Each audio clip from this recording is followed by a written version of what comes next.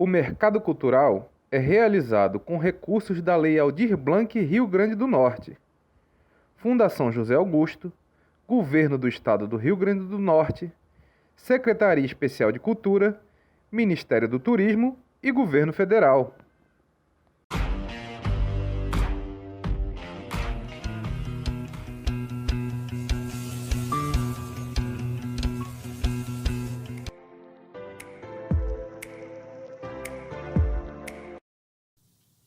Olá, sejam bem-vindos. Nós estamos aqui no Pantin com o programa Mercado Cultural, o programa que nós estamos inaugurando hoje, o nosso novo cenário, a nossa nova estrutura aqui. Finalmente, depois de um mês do programa no ar, né, em fase experimental, continuamos em fase experimental, mas agora a gente está melhorando e aperfeiçoando um pouco mais a nossa estrutura. E Mercado Cultural é o seu programa semanal de entrevistas sobre economia criativa. Então, a cada semana, nós estamos convidando algum realizador cultural, nós estamos convidando alguém da área da gestão pública, enfim, pessoas que têm algo a acrescentar, a nos ensinar e a falar sobre a economia criativa, seja na área de audiovisual, de teatro, de música, enfim, é um programa que pretende trabalhar em esses vários aspectos. E hoje nós temos a alegria de estar aqui com Keila Sena, que é uma produtora cultural da área do audiovisual, é uma pessoa que tem uma experiência longa aí, algumas décadas aí, para não entregar a idade. Né, Keilinha? E a gente vai conversar um pouco sobre a produção cultural para o audiovisual. Keila, seja bem-vinda ao programa, né? Muito obrigada, Henrique. É um prazer estar aqui com vocês. Pronto, beleza. E, Keila, fala um pouco assim, como é que nós podemos definir produção cultural para o audiovisual? Bom, a produção cultural, é difícil ela estar desassociada, né, a essa questão da produção audiovisual, porque quando você pensa em produzir qualquer linguagem artística, né, produzir cultura não se desassocia dessa arte de produzir de forma de gestão, de forma de organização, né, de pensar em políticas, de pensar em marketing. Então, a produção cultural, eu sinto até um pouco de dificuldade de responder isso, porque eu acho que é tão associado que a gente está produzindo tudo muito junto. Cultura, cinema, teatro, música, né? Não tem muito como desassociar. Uhum. Uhum. E assim, como é que foi a tua caminhada, a tua trajetória para chegar na produção do audiovisual, né? A sua experiência? Fala um pouco aí da sua trajetória e da sua experiência nessa área. Bom, Henrique, eu comecei a produzir em 1994, ainda no outro tempo, ainda analógico. Naquela época eu vinha sendo assistente de produção na área da música, com algumas produtoras aqui em Natal.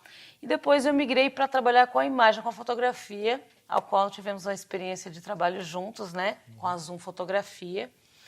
E trabalhei um bom tempo nessa produção cultural junto à fotografia e tive a oportunidade de fazer alguns trabalhos na área do vídeo. E esses trabalhos eles foram muito importantes porque me deram algumas oportunidades de trabalhar com cinema. Eu iniciei um trabalho na área da publicidade, em alguns documentários, mas depois eu tive a oportunidade de trabalhar com cinema, com longa-metragem. Algumas produções que vieram de outros estados para o Rio Grande do Norte, que eu tive a felicidade de me envolver. E aí, nisso, eu abri um outro leque de trabalhar não só com cinema, dentro do audiovisual, mas com cinema, com publicidade, com produção de conteúdo, né, que são séries para TV, reality shows. E trabalhando com tudo isso dentro do mercado do audiovisual, mas também seguindo essa produção cultural, né, que era voltada para o fomento e para a difusão do audiovisual, que era um trabalho que a gente já fazia na Zoom com a fotografia. Então, minha história com o audiovisual ela vem nessas duas vertentes, né?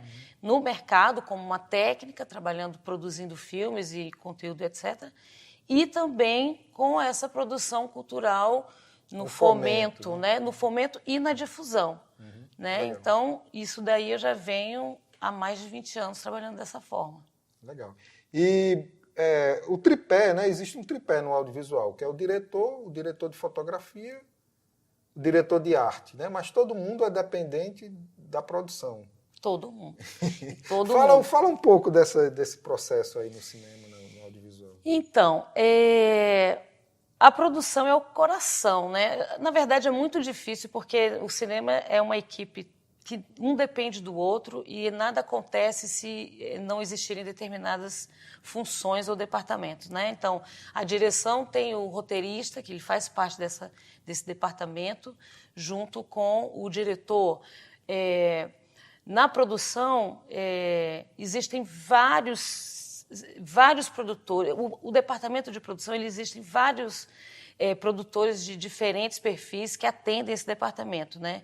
E a produção e a arte, a direção da arte, a própria fotografia, eles dão muita demanda para esse departamento de produção, porque a produção ela orça tudo, né? Você tem ali um departamento de arte, por exemplo, que ele tem seus coordenadores de produção. As grandes produções, elas têm, dentro da equipe do departamento de arte, eles têm um produtor de arte, tem um coordenador de arte que se comunica com esse produtor geral, ou produtor executivo, ou diretor de produção. Mas, assim, nenhum desses departamentos, os mais técnicos, assim, a fotografia, o som, né, esses mais técnicos, eles não têm departamentos de produção, mas eles demandam muito para a produção, né? Então, quando você constrói um orçamento de um filme ou de um produto audiovisual, você tem que ter várias reuniões que vêm a partir de um roteiro, onde todos fazem suas decoupagens e aí suas demandas, né? Então, quem tem um departamento que tem um produtor que responde ali para reunir as informações, chega mastigadinho, mas é muita demanda também do departamento de produção em si. E os outros técnicos, eles só demandam.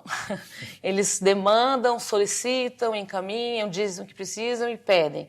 Então, e além dessa questão, tem a questão de organizar o processo de filmagem, que aí já entra uma figura muito importante, que é o assistente de direção, que ele é um diretor/produtor, ele está ali entre os dois, ele entende todas as questões técnicas que o diretor demanda, que um departamento de direção, do olhar técnico, como ele entende também do funcionamento desse departamento de produção. Então, ele é um interlocutor ali, que juntos fazem as coisas funcionarem para preparar esse set de filmagem, né? Então, a produção, ela está lá quando se pensa, né, antes da preparação mesmo, quando está pensando, quando está preparando, pré-produzindo, no momento da produção, da execução, na pós. Então, a produção ela está em todos os momentos. Todos né? os momentos, né? E você que tem experiência assim, nessa área de longas, né? O que é que você pode falar assim, de coisas que você viu, de experiências, de dicas, um pouco da sua vivência, algum acontecimento que você achou interessante, assim, de aprendizagem. E depois a gente chega para a nossa realidade mais local aqui. Mas eu quero que você fale um pouco primeiro dessa... Longa-metragem é uma grande aventura, assim. Eu acho que o sonho de todo mundo que trabalha com audiovisual é ter a oportunidade de trabalhar com um longa, né? E um longa com um orçamento para se fazer da melhor forma possível, porque são projetos grandes, né? Henrique, eu já vivi algumas coisas assim, né? Tipo deixa eu ver o que eu posso lembrar agora.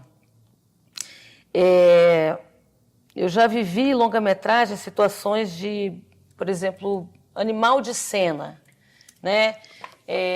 Animal de cena é uma situação que você tem dificuldade. Até hoje eu produzo, assim, tem uns comerciais de moda que eu faço, que tem que fazer um casting de cavalo. E aí você busca esse animal que atende às expectativas estéticas do filme, né? O Homem que Desafiou o Diabo, que foi um filme realizado aqui no estado, eu passei por duas situações sobre isso. Uma foi, nós precisávamos de uma coruja, porque tem uma cena no filme que inicia com a coruja. E assim, eu tentei essa coruja de todas as formas possíveis e impossíveis, assim. aqui em Natal, desde dos lugares que realmente a gente tem como conseguir animais de forma legal, que é o IBAMA e etc. e tal, como, sei lá, pessoas que têm sítios, enfim, todas as possibilidades.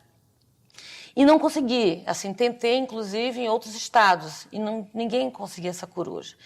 E num determinado momento do próprio processo de filmagem, eu fui a Currais Novos, que a gente estava filmando aos arredores de Currais Novos, para fechar... estava filmando, na verdade. Fazer uma locação. A gente já tinha feito as locações, estava filmando. E numa demanda que eu fui lá resolver uma situação, eu passei numa estrada com um motorista e tinha uma toca de uma coruja, assim. E aquilo me chamou a atenção. Eu falei, olha a toca da coruja. E aquilo ficou. Eu vi a corujinha, era uma corujinha com os filhotinhos. Fui embora para Natal e tal. E depois surgiu essa demanda dessa coruja. E essa coruja, e essa coruja. Aí um dia eu falei, gente, o único lugar que eu sei que tem uma coruja é numa estrada lá em Currais Novos. Aí, na hora, o diretor de produção pega o carro e vai. Aí eu falei, mas é isso mesmo. Se é a única coruja que temos, vamos tentar conseguir. Então, eu saí daqui de Natal, peguei o mesmo motorista que tinha ido. Você lembra onde é aquela mesma? Lembro, então vamos lá. Chegamos lá, a coruja existia. Ela ainda estava lá.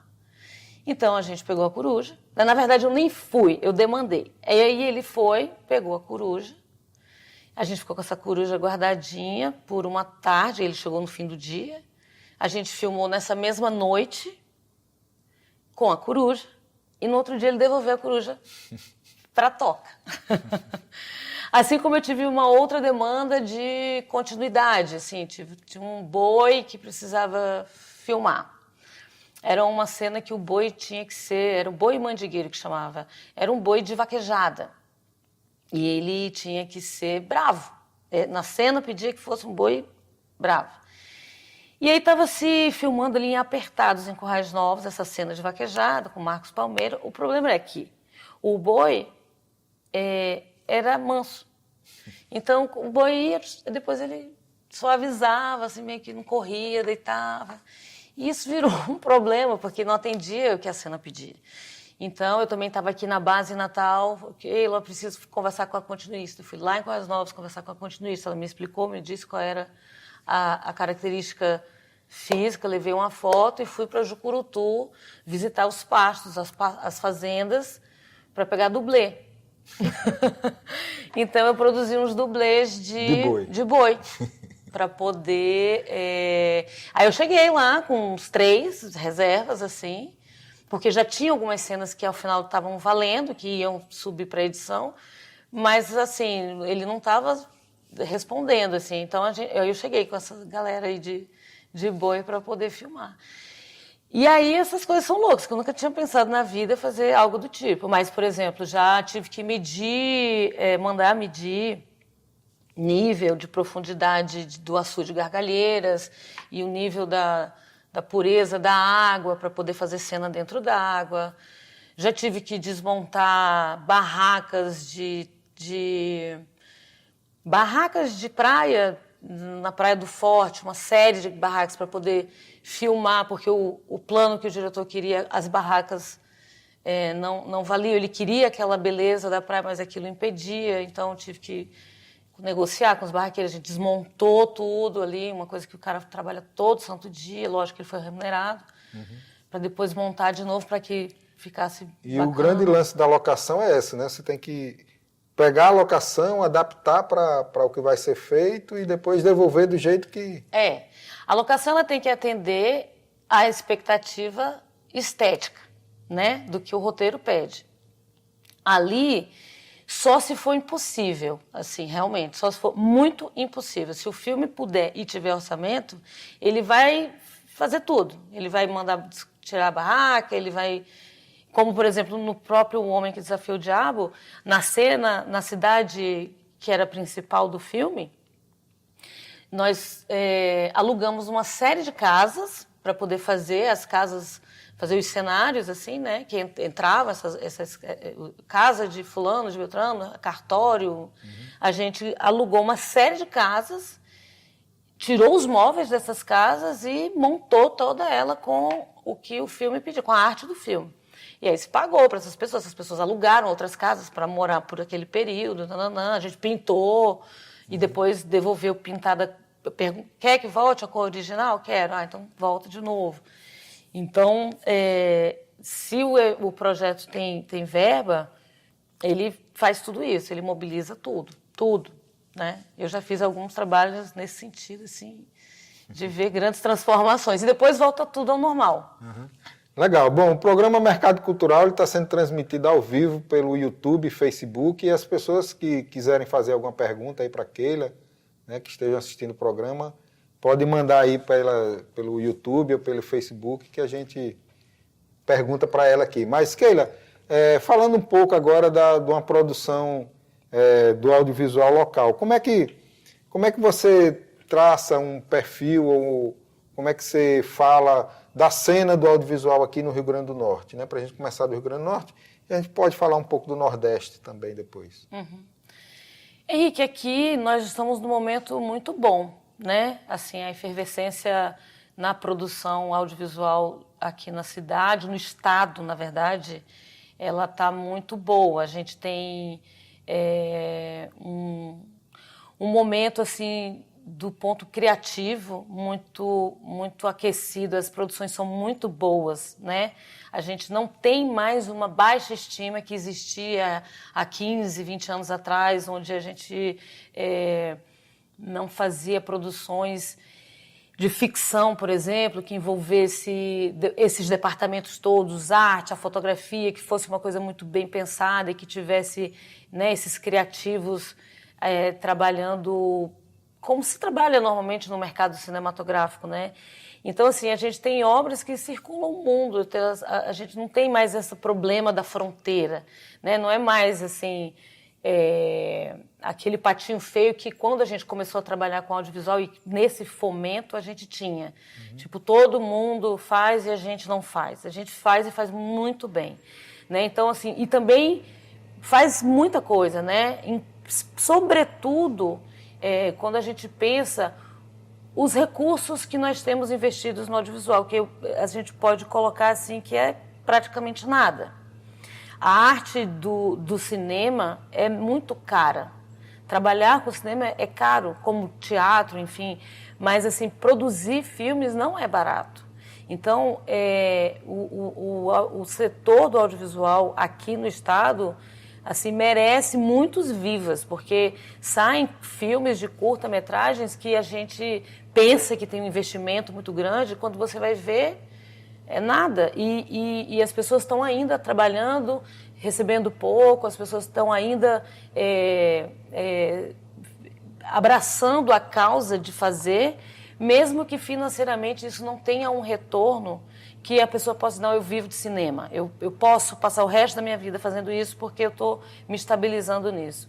Mas mesmo sem esse lado que é muito importante e também poder investir no filme de forma justa, né? Poder ter um material bacana e tal. Remunerar a equipe, remunerar bem a equipe, ter equipamento, ter as melhores condições ou as ideais, mesmo sem isso acontecer, a gente faz filme como as pessoas dos nossos estados vizinhos fazem. Né? Então, assim, tem uma vontade muito grande de fazer. Essa geração, né, que está vindo aí, que tem reflexo de pessoas que já passaram por cursos na universidade, né, cursos livres também, mas, assim, é uma galera que teve outras oportunidades diferentes da nossa, que não tinha praticamente nada. Então, essa geração, ela vem com essa garra, com essa vontade de fazer e tem, certamente, essa facilidade da tecnologia, né? Que realmente facilita muito, faz com que você realize bons filmes com menos recursos. Então, essa junção toda aí, eu vejo que reflete num cenário muito bacana que está rolando hoje em dia. E a gente está assim, né, todos os filmes, assim, tanto documentário quanto ficção, são muito bons. né? Então, e tem muita gente produzindo, cada dia aparece mais. E, além disso, tem outros projetos também, né? Que, além do fazer cinema, tem essa coisa da interiorização do cinema no estado, né? Tem festivais de cinema, tem cursos que estão indo para lá. O Curta Caicó é um festival maravilhoso e que tem levado uma força grande para aquela região, para que as pessoas produzam, discutam, estudem, né? Tem até um curso do audiovisual, acho que junto com o pessoal do Curta Caicó, que é ligado ao IFRN. Então, assim, tem muita coisa acontecendo. Tem outros lugares produzindo também, Florânia, outros estados que estão aí, outras cidades do estado que estão aí produzindo, difundindo, fomentando, e talentos surgindo e produções aparecendo. São Miguel do Gostoso tem um núcleo também. Então, assim, a gente está muito bem. O que não está muito bem é um investimento para que a gente realmente alavanque. Tanto o investimento público como o investimento privado, né? Mas sobretudo o público.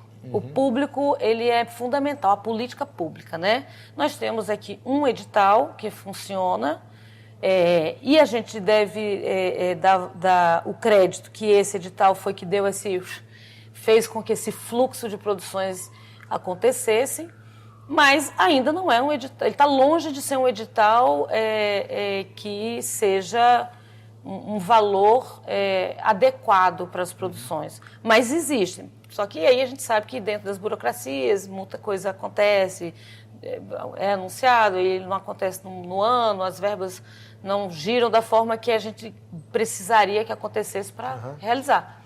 E nós sabemos que, por exemplo, o Ceará e Pernambuco e a Bahia, né, falando aqui do Nordeste, são 3 polos assim, que têm uma tradição, que têm uma história, que têm uma produção, inclusive de longas, enfim, né, de investimento público e de parceria privada.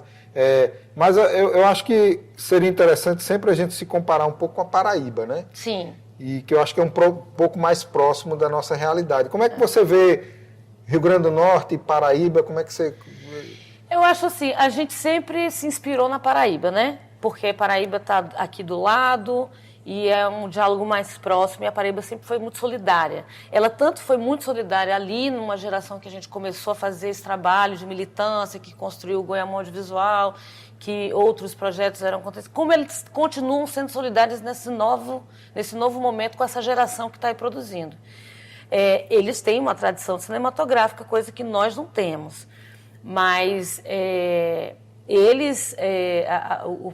a cena da Paraíba, ela tem uma coisa que demonstra um amadurecimento maior do mercado, que eles produzem muito longa, né? Que isso é um reflexo de realmente um mercado amadurecido, né? Naturalmente, a gente começa pelo curta e em algum momento os diretores que fazem curta, eles vão querer chegar no longa-metragem. Acho que tem alguns, sim, que fazem a opção de se manterem. Eu conheço um caso de um diretor baiano que ele fez o longa dele e ficou em crise depois. Eu disse, agora, o que eu vou fazer? Porque eu quero continuar fazendo curta. E tem aquela coisa, eu estou fazendo curta, fiz o meu primeiro longa, não posso mais voltar para trás. E o cara estava nesse dilema, porque para ele não tinha nenhum problema voltar para trás. Mas aos olhos do público, da crítica e tal, era tipo retroceder, né? Então, não sei, eu acho que tem pessoas que podem querer ficar ainda nesse lugar do curta-metragem, outras migram. Mas a Paraíba, eles têm essa coisa também de terem chegado muitas produções de fora, né? Tem aquela cidade polo lá que recebe muita produção. E isso é bom para fomentar, né? As produções de fora não quer dizer que o cara vem roubar as belezas naturais e vai embora e deixa a gente. Não tem isso. Tem muita gente que pensa assim, mas isso lógico, existem perfis de empresas que podem agir de formas que aconteçam isso. Mas se ela sabe que tem localmente profissionais, não só atores, mas técnicos da área, claro que vão, né? Muito dificilmente uma produção vai chegar numa cidade e não vai agregar pessoas. Eu sou uma cria disso, assim. Eu trabalhei em algumas oportunidades de cinema, entrei fiz uma produção, uma primeira vez fiz uma produção local, depois entrei como produtora do Rio Grande do Norte num filme e entrei numa agenda nacional que eu estou até hoje. E que me levou para fazer o filme do Luiz Gonzaga na Bahia e que as coisas, e fiz vários outros trabalhos que não são cinema, mas que são produtos, conteúdos audiovisual, trabalhados, assim, operacionalizados com cinema, né? Então, a Paraíba ela também tem isso. E a Paraíba tem uma coisa assim, tem uma identidade cultural mais firme, né? Mais firmeza. Então, a galera também tem uma organização, assim, tem uma identidade, eles buscam aquilo. Então, mesmo ele trabalhando no seu quadrado, cada um no seu quadrado, mas existe ali um desejo de fazer e eles são mais articulados.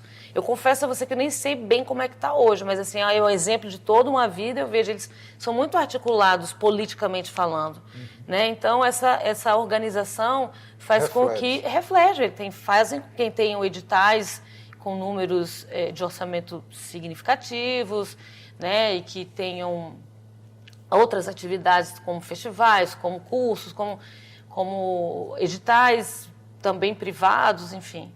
Né? Então, eu acho assim que isso também se dá muito devido a uma tradição, porque a gente vem de um lugar que não tem tradição, então é mais difícil, né? Mas você acha, assim, na sua opinião, você acha que nós temos profissionais em todas essas áreas da cadeia produtiva do audiovisual, localmente? Temos. Tem assim, Henrique, às vezes, tem até que ter cuidado para dizer isso, mas vou dizer. Nós temos, sim, profissionais em todas as áreas, nos departamentos de produção, de direção, de fotografia, de pós, inclusive pessoas que trabalham para fora estando aqui, né? Agora, o que às vezes em uma função ou outra, quando você pega uma grande produção, você entende que algumas pessoas que exercem determinadas funções ainda estão um pouco verdes. Mas não é porque ela não saiba, é porque não tem, talvez, a experiência de uma prática de uma coisa maior ou de estar frequentemente trabalhando. Ou simplesmente porque a gente está começando uma cena muito recente, o que é muito natural, né? Mas nós temos, sim, os profissionais são excelentes, a gente tem excelentes roteiristas, diretores, fotógrafos, diretores de arte. Agora, temos uma quantidade menor, assim... Ainda vai haver um momento que a gente vai ter muitos profissionais em todas essas áreas. A gente sempre tem muitos na área técnica, né? Você tem muitos diretores de fotografia, você tem muitos câmeras, muitos assistentes de câmeras, né? Mas você não tem muitos continuistas, você tem poucos assistentes de direção, né? Porque são funções que no mercado não tem uma demanda. Não tem uma demanda, o mercado como um todo. Né? E aí, essas profissões elas estão se estabelecendo aqui dentro do produto artístico, que é o curta-metragem. Então, é natural que tenha um número menor de profissionais atendendo determinadas funções. A publicidade não usa continuidade, né? E a gente não tem longa-metragem, a gente tem curta-metragem. Então, tem ainda aquelas funções que eu sou câmera, mas eu também sei fazer continuidade. Então, né, a gente ainda tem algumas situações assim. É porque o curta é muito aquilo ainda do faz tudo, né? Todo mundo faz um pouquinho. Mas é isso. Na hora que a gente tiver uma injeção de verba mais significativa, talvez deixe de acontecer isso. O cara faz tudo no curta, sim, mas ele pode começar a se especializar cada vez mais na sua área, se tiver investimentos e tiver cada vez mais possibilidades de trabalho. Ele vai acabar focando um pouco mais, assim. O que, na verdade, é muito interessante que o cara saiba fazer um pouco de tudo, né? Claro, mas ter a noção do todo é importante. Ter a noção do todo, né? Com certeza. E, Keila, qual que seria, assim, uma dica para quem está nessa área do audiovisual? Principalmente, assim, quais são as dicas que você daria como produtora para quem quer produzir um curta ou para quem está produzindo um curta, enfim, para quem está na lida aí do mercado e quem quer, de repente, se profissionalizar, enfim, quais são as dicas que você daria aí para... Olha, primeira coisa, se quiser entrar nessa área, tem que começar, tem que colar em quem faz. Chegar numa pessoa que já é da área e dizer o seu interesse e começar a estagiar. Se quer ir na prática, pede estágio. É a melhor forma de aprender. Porque você vai aprender na prática e, em paralelo, você vai pesquisando, vai estudando. Se você estiver numa faculdade, naturalmente você vai ter aulas práticas e isso vai deslanchar. Mas se você não estiver nesse lugar e quiser participar, você busca as pessoas que produzem, chega na Humilde, diz que não sabe de nada, mas que está disponível para servir água, para servir café, para carregar tripé. Se propõe a entrar, não interessa a área que você queira participar, trabalhar. Vai lá, vai no set, vai na atmosfera. Ou então, se você quer ser produtor, olha, eu estou querendo ser produtor. Busca oportunidade para ser estagiário na pré-produção, desde sempre, né? As pessoas acham, às vezes, que o cinema é esse glamour só do set, mas cinema a gente rala pra caramba. Qualquer produção audiovisual... Na verdade, o set é o menor tempo que se passa. É o menor tempo. É ralado, é cansativo pra caramba, é muito bom, mas assim, não é só essas fotos que a gente posta, tá todo mundo feliz, né? As pessoas choram, as pessoas se cansam. Eu já passei, eu mesma já chorei muito em set, assim, de cansaço. Eu já fiquei sem voz muitas vezes, assim. É lindo, maravilhoso, mais lindo e maravilhoso quando você vê na tela, mas assim, não são só, né, alegrias, né? Tipo, o filme do Luiz Gonzaga, que eu fui para a Bahia fazer, eu fazia produção de base, era um lugar muito difícil de trabalhar. A gente tinha uma base em Juazeiro, o set de filmagem era 3 horas de Juazeiro, em estrada de barro, 2 caminhões de maquinária, mas não sei, era uma frota gigante, era um negócio horrível, porque o pessoal, boa parte, ficava hospedado no meio do caminho, num posto de gasolina. Não, sabe, nessas pousadinhas de posto de gasolina. E quando eu estava ali na base, precisava receber os rolos de filme para encaminhar pelo courrier, que era um correio diário, matinal, para levar um negativo para o Rio de Janeiro. Então, a galera terminava de filmar de noite, nas noturnas. Vinha um carro para Juazeiro, levava uns 5 horas de viagem quase. E aí, quando ele chegava, eu tinha que fazer o boletim, tinha que repassar o boletim de câmera, para poder encaminhar isso, embalar com papel plástico, não sei o quê, para poder mandar de manhã para o... E aí a gente começou a trabalhar, eu e uma colega de trabalho, de produção, 24 horas por dia, porque o diretor de produção disse, vocês não podem mais dormir. Aí a gente, como assim, a gente não pode mais? A gente ficou 3 dias sem dormir. Chegou uma hora que fizeram uma foto minha que eu estava digitando um comunicado e eu dormi no teclado. Aí eu cheguei pro cara, comecei a chorar, eu disse, eu não aguento mais, eu preciso dormir. Eu não consigo mais não dormir. E aí a gente fez uma escala, ele falou, tudo bem, a gente vai fazer o seguinte, vocês dois vão se revezar, mas a produção não fecha nem 1 minuto. Então era assim, eu dormia de 5 da manhã às 5 da tarde. E a menina trabalhava das 5 da manhã às 5 da tarde. 5 da tarde ela ia dormir, eu acordava e pegava até às 5 da manhã, igual a guarita. Para receber o negativo. Então, assim, é trabalhoso, né? E eu, lógico, estou citando aqui uma mega produção que tinha essa necessidade de revelar um negativo no laboratório todos os dias, porque a gente estava no set, se desse erro, filmava novamente. Mas, para quem quer começar, tem que entender que essa área é uma área encantadora, maravilhosa, assim, mas ela tem uma exigência física, mental, né? A gente trabalha 12 horas num set de filmagem e tem que começar na humilde, não chegar achando que vai chegar no set, vai ser tudo lindo, maravilhoso, mas começar ali, na humilde. Olha, eu acho que a melhor forma de começar a produzir, seja, quando eu falo produzir, de entrar numa produção, de entrar nessa área, é buscar as pessoas que já trabalham e se oferecer para estágio. Que aí você vai aprendendo na prática, vai sentindo como é que funciona, até para você entender se é isso mesmo que você quer, né? E outra área assim, que tem uma dimensão grande para quem faz audiovisual são os festivais, né? Os festivais, eles são, na verdade, uma grande vitrine, né? Não só para os profissionais, mas principalmente para as obras audiovisuais. Fala um pouco da sua experiência. Primeiro, falar um pouco aí do Goiamum, né? Como é que está o Goiamum hoje? Fala um pouco da história do Goiamum, como é que está hoje, né? Quais as perspectivas aí para a retomada de alguma coisa. E a importância dos festivais, né? Bom, os festivais indiscutivelmente são muito importantes porque é a janela de exibição para filme independente, né? Então, muitos filmes são produzidos no Brasil, mas eles não chegam nas salas de cinema. Não estou falando nem só dos curtas-metragens, mas tem muitos longa-metragens que não chegam, né? Hoje em dia, a gente já assim, tem, né? Hoje em dia não, sempre teve as sessões de arte no cinema, mas assim, você vê, né?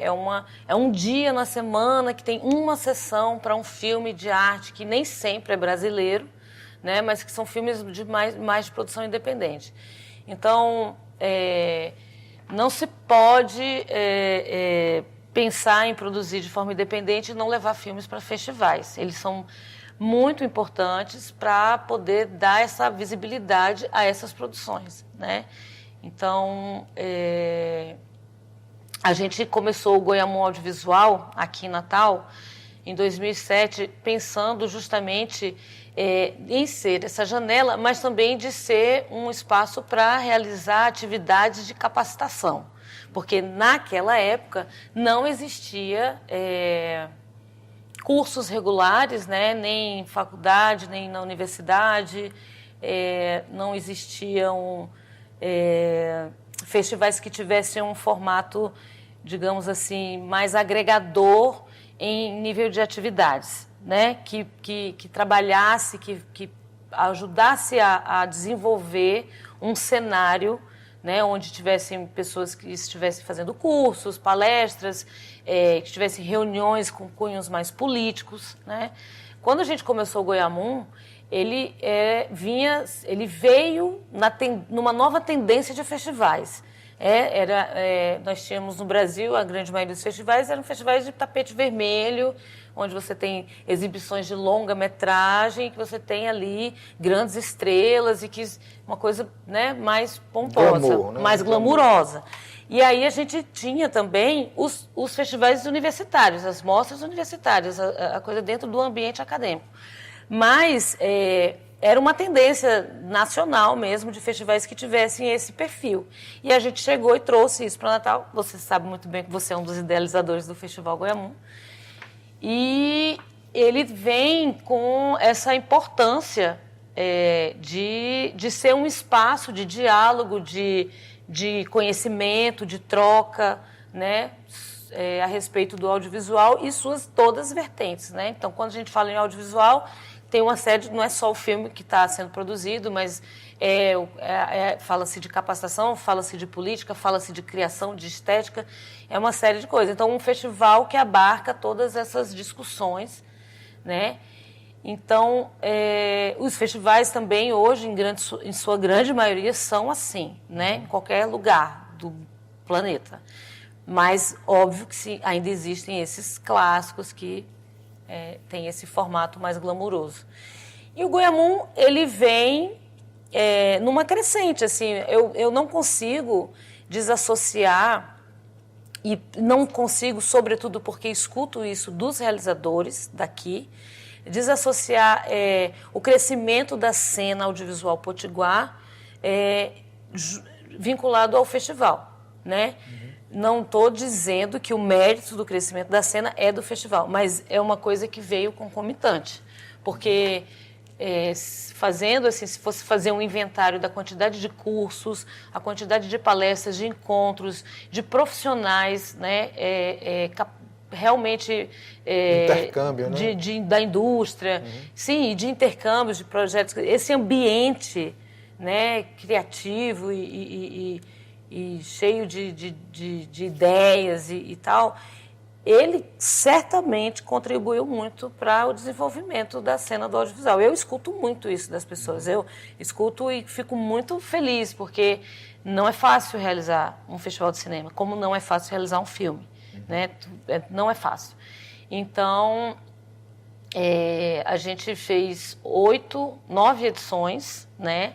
Algumas edições com interrupções de cada ano, assim, porque a gente trabalha mais com editais públicos, né? Então, tem toda essa questão da questão da capacidade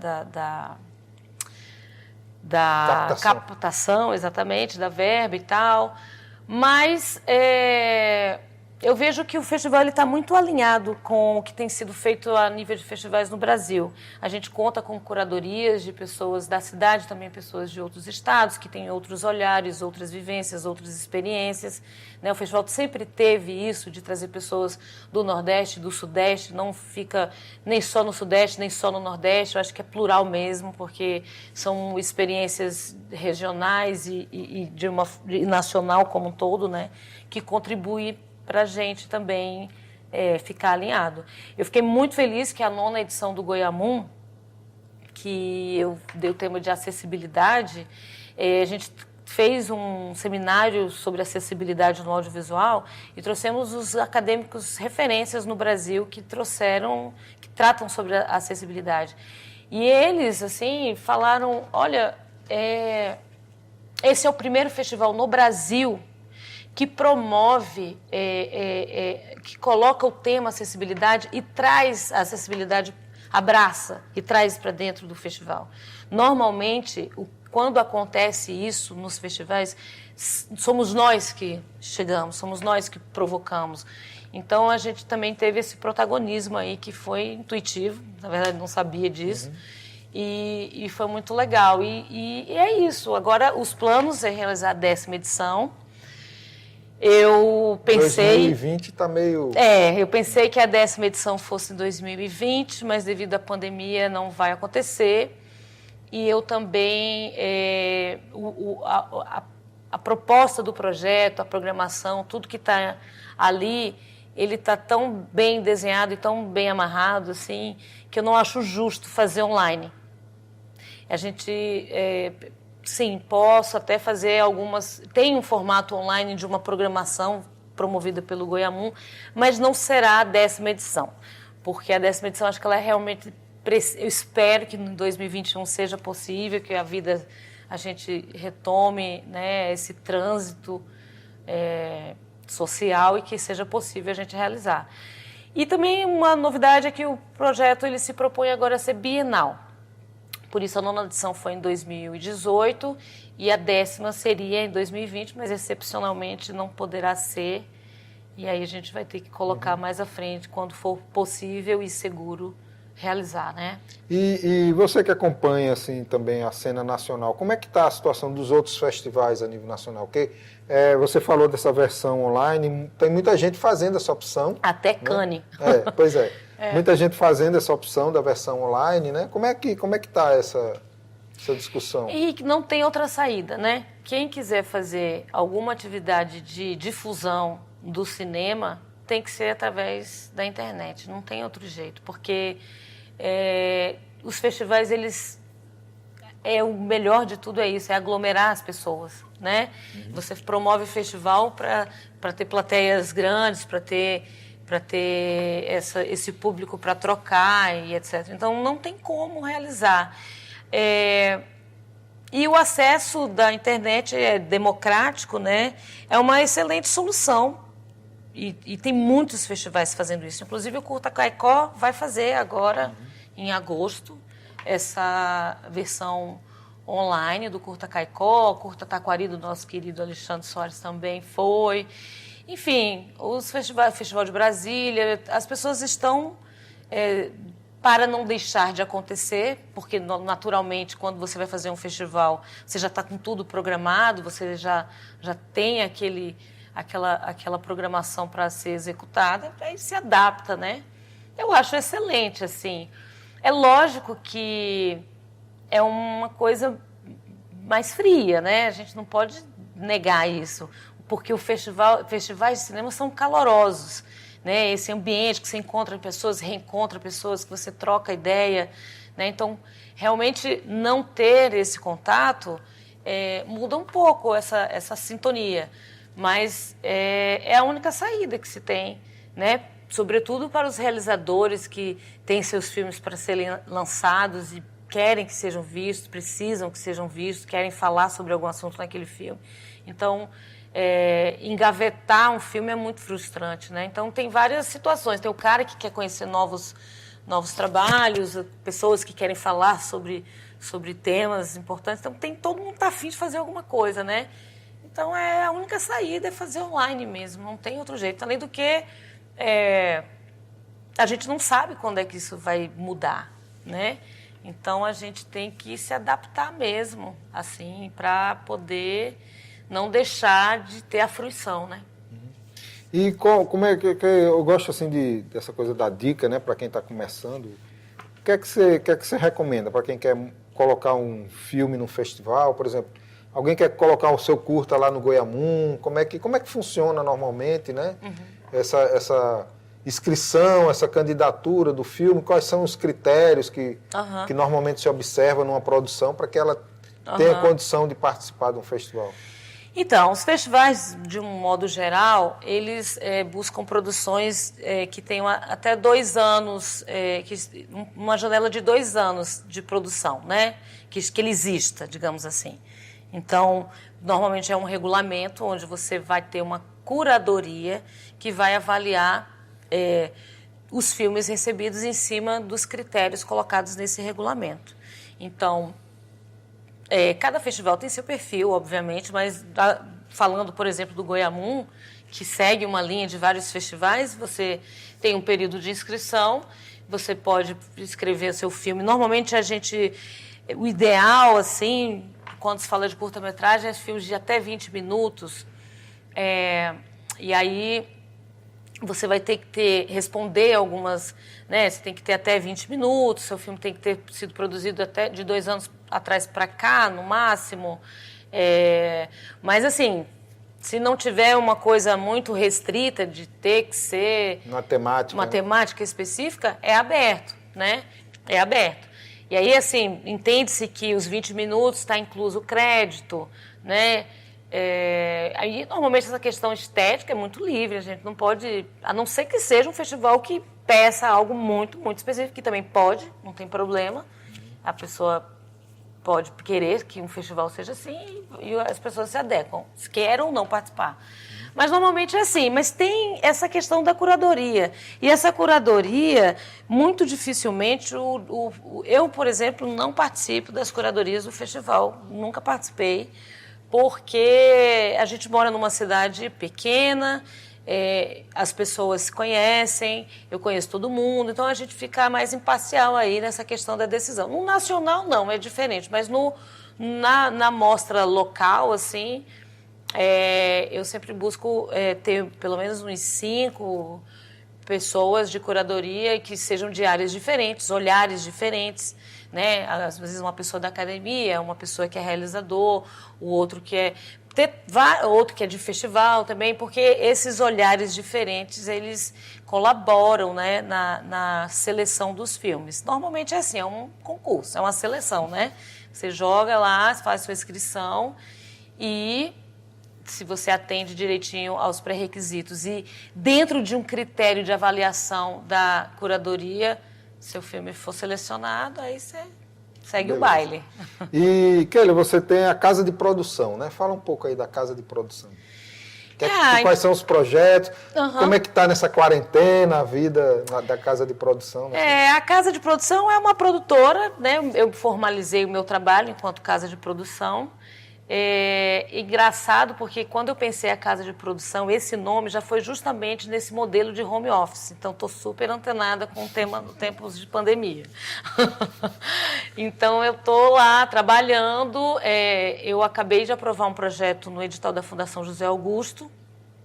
Estou em casa, estou na rede, que é o Quem é Quem no Audiovisual Potiguar, que é um piloto de um projeto que eu vou escrever num outro edital também, para fazer um bate-papo com profissionais da área, apresentar essa pessoa e a função que ela exerce e a importância dessa função. Então, é meio que apresentar uma pessoa e ela dá uma mini aula ali sobre o que ela faz e por que é importante, algo do tipo assim. Eu vou realizar isso agora no mês de julho e depois eu vou inscrever para virar um programa para ter um trabalho também de memória do audiovisual potiguar através dos profissionais que atuam, né, produzindo curtas, escrevendo roteiros, enfim, a cadeia produtiva, de uma forma geral, né? Então, também é um trabalho para a gente ter um registro ali dessas pessoas na própria linguagem audiovisual. É um catálogo eletrônico dos profissionais do audiovisual local. E aí também aprovei agora, recentemente, um projeto que é o Seminário do Audiovisual e Mercado, que aconteceu no ano passado, que é um evento vinculado ao Festival Goiamum Audiovisual, promovido, mas é pela Casa de Produção, enfim, que organiza. E ele vai ser um webinário, né? Vai ser em agosto, onde a gente vai tratar sobre essas questões do futuro do audiovisual na pós-pandemia. Então, vamos ter 4 profissionais do mercado nacional, algumas atividades abertas e outras fechadas, mas o foco é capacitar, discutir e entender o rumo desse segmento que a gente trabalha, a partir de profissionais das diversas áreas, como distribuição, como pesquisadores, enfim, pessoas da área da política, para poder estar colaborando aqui com o segmento do Rio Grande do Norte a receber e a trocar e a entender como é que a gente vai viver esse futuro que tão incerto, né? Que a gente não sabe o que vai rolar ainda direito. Então, e tem perguntas aí? Eu estou perguntando para a produção, né? Alguém tem alguma pergunta aí? Tem uma... Deixa eu ver aqui, né? Então, só para a gente... Chegando aqui nos 50 minutos de conversa, o tempo passa rápido. Passa rápido, né? Que ótimo. Então, Keila, fala um pouco aí das suas ideias aí. Você já falou um pouco da casa de produção e desses projetos, né? Mas fala um pouco aí das suas ideias a nível de audiovisual, de produção audiovisual mesmo. Você está em algum projeto? Tem alguma coisa em vista? Quando você fala de produção audiovisual, de cinema, conteúdo... de conteúdo... Henrique, devido à pandemia, foi interrompido 2 produções grandes que viriam para Natal, a qual eu estou envolvida como diretora de produção. Era um longa-metragem de grande porte e um de médio. Essas produções não vão poder acontecer esse ano. Até recentemente, conversei com o produtor executivo, e da possibilidade de acontecer agora no segundo semestre, mas nosso país não está fácil, né? Então, eu acho que não vai rolar. Eu, particularmente, estou com algumas ideias de produção de conteúdo, que é uma área que eu quero muito trabalhar pela casa de produção. Tipo, séries voltadas para pesquisas na área da gastronomia aqui no Rio Grande do Norte. Eu tenho alguns 4 projetos, assim, um documentário que estou no processo de escrita com parceiros, né? E não tenho nem como te falar agora, porque a coisa ainda está muito embrionária, né? Mas, assim, eu tenho um projeto de uma série, tenho um projeto de um documentário, estou a prestar serviço para 2 longas-metragens, que seriam esse ano, que iria, inclusive... gerar trabalho para muitas outras pessoas aqui do Estado, que possivelmente, se tudo seguir bem, ainda esse ano, esses projetos acontecem no primeiro semestre de 2021. Mas sim, tenho algumas ideias aí de produção audiovisual e mais de produção de conteúdo. Assim, eu, enquanto proponente, enquanto pensar, eu penso mais em produção de conteúdo do que... filme, curta-metragem ou qualquer coisa do tipo. A minha linha é mais produção de conteúdo. É uma tendência hoje, né? É uma tendência. E há muita necessidade E tem muito que ser falado, né? Tem muito assunto a ser explorado, né? Então, é uma linha que eu estou seguindo. Legal. Bom, gente, nós estamos aqui nos finalmente aqui do programa, né? Quero agradecer a todos que estão assistindo. Lembrando que o programa vai ficar disponível no canal Pantin, no YouTube. As pessoas estão assistindo também pelo Facebook. E acessem o portal Pantin, né, que é o nosso canal. A ideia do Pantin é ser uma rede de conteúdos, principalmente na área de cultura. E esse programa Mercado Cultural é um programa semanal, onde nós vamos estar sempre trazendo alguém, entrevistando alguém da área. Maravilha. Né? Então a ideia é a gente estar fomentando a economia criativa aqui no Rio Grande do Norte. Então, quero agradecer a presença de todos e que possam dar o famoso like, aquela história toda, né, que todo mundo tem que fazer, entrar no canal e assistir os conteúdos e entrar no pantin.com.br também para ver as notícias diárias que a gente está postando. A gente está querendo estruturar bem lá a agenda cultural da cidade, do estado, enfim, trabalhar esse conteúdo da agenda cultural também. E, por favor, Keila, faça aí suas últimas considerações para a gente. Não, eu queria, na verdade, agradecer aqui. Foi bem bacana bater esse papo com meu amigo Henrique José. Eu quero dizer que fiquem em casa, se cuidem, usem a máscara, cuidem de si, cuidem do próximo. E vamos passar por essa para depois a gente circular aí nos festivais de cinema, fazer muito filme. A dica é, faça filme a respeito dessa temática, que vai ter muito o que falar ainda, a ser exibido sobre isso. E é isso, muito obrigada, sucesso aqui no seu programa, Henrique, foi um prazer estar aqui. Tá bom, alegria. E lembrando que a gente fez aqui todas as medidas de higiene, né? Só estão 3 pessoas aqui no estúdio, distanciamento, segurança, então a gente está dentro do padrão, né? E também quero agradecer e dizer que esse é o novo formato do programa Mercado Cultural. Nós estamos agora com um novo cenário, novos equipamentos, com a estrutura aí. Espero que vocês estejam conosco aqui na semana que vem, tá bom? Um grande abraço.